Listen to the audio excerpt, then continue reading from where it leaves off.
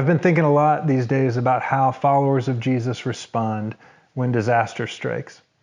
Maybe it's a tornado that rips through the heart of a city, or an accident that happens and we're left trying to pick up the pieces.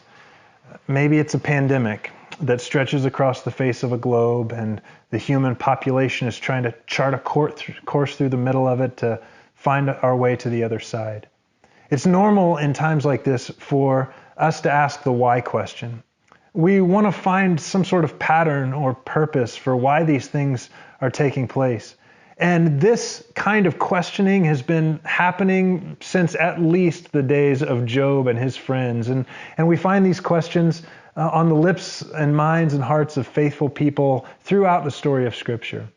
But one of the things that has become clear in my thinking through this these days is the reality that, as important as these questions are, they're not the questions that move the story forward. When we look at the story of Scripture, we find a different kind of energy and heart that moves the story through suffering to the other side. And it's not just finding the answer to why that moves us there. When we look at the arc and the storyline of the Bible, we find that it begins with a good world that God has created. But then very early on, the world is subject to sin and the fall.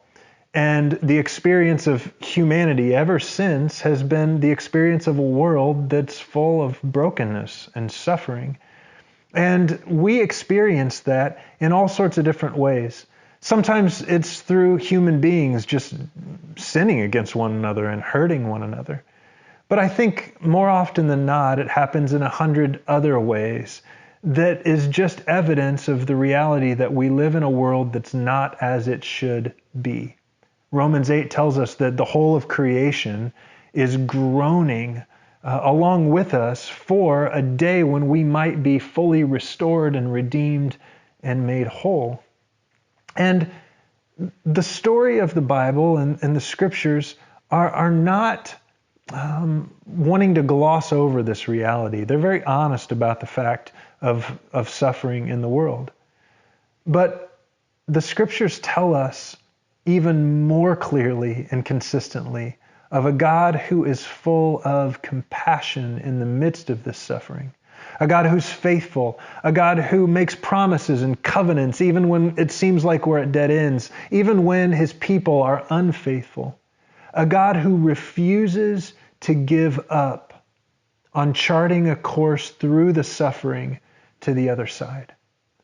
We find this most clearly in the story of Jesus, when God takes on human flesh and moves into the heart of the suffering of the world and spends his life collecting the brokenness and the pain and the sickness and the suffering and even the death that we have brought into the world and upon ourselves. And he carries all of that in his own body to the cross to make its fitting and proper end there.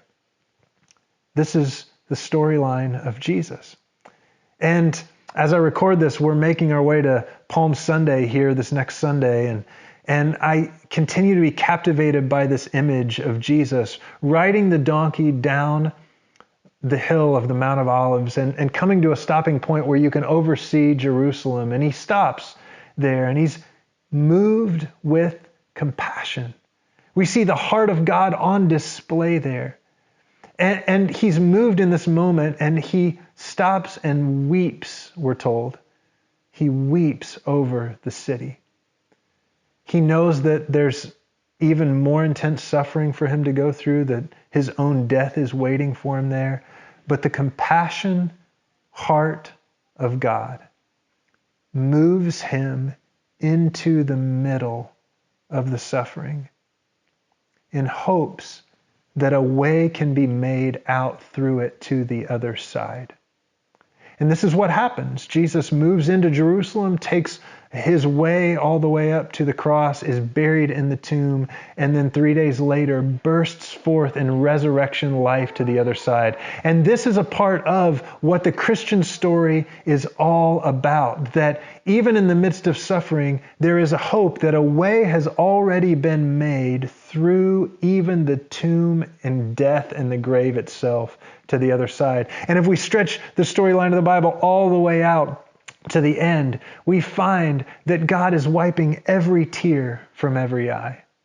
That suffering and pain and death and crying and weeping will be no more, because one day, that day when God remakes all things and restores all things and the work of Jesus is brought to its completion, the old order of things will have passed away, and all things will have been made new in Christ.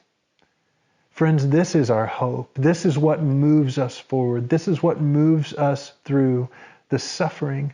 By fixing our eyes on Christ, who's made the way, and on that sure and certain hope that one day all things will be made right. The tears will be wiped away. The mourning, the suffering, the death will be no more. And God will be all in all.